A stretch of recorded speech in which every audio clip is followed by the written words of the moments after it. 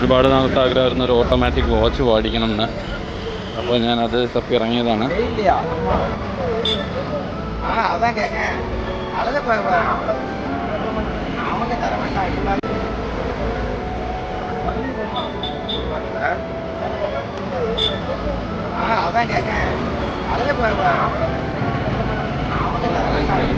ഇറങ്ങിയൊരു വാച്ചാണ്, mechanical winding ആണ്. ഇതിൻ്റെ strap original അല്ല എനിക്ക്, പക്ഷേ ഈ മെറ്റൽ സ്ട്രാപ്പ് എനിക്ക് അധികം ഇഷ്ടമല്ല.